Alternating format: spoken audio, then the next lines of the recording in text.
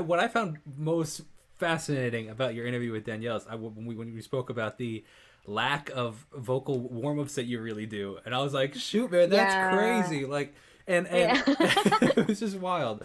I I thought that was I cool. was actually very, very, because I knew that Daniel was a vocal coach. Uh-huh. And so when there are professionals like that asked me what uh, my vocal warm-ups would be, I would be, I don't really do yeah. those traditional vocal warm-ups. Although I do like lip drills or tongue Sure. drills. That's the most that I really do. Yeah. But with the like on the keyboard with the scale, like na na na na na, I don't. Yeah. Well, it's so funny, and I Not laughed my when thing. I listened to it. I laughed because when I was first starting my music career, like I was super like concerned. Like first recording my first songs, I'm like, I need 8 hours of sleep. I need to drink 2 cups of tea. Yes. Like I was like so. But and my dad was always joking with me. He's like, Jake, like.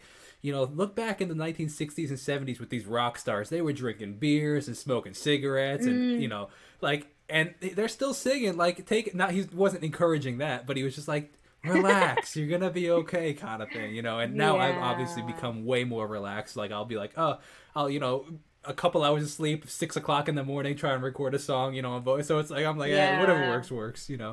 But it is I think it's funny. definitely to each their I own. I agree. think that's how I'd put it, to each their own, because like that's why I mentioned how I'm the kind of person that I really just like to talk to Hmm. warm up my voice, because I know people that right before a show they wouldn't I guess their mentality is trying to reserve their voice, so they wouldn't use their voice at all right before a show. And it's worked for them. And I even know people who like to drink ice cold soda before a gig. And if that was me, I'd be losing my voice Sure. instantly.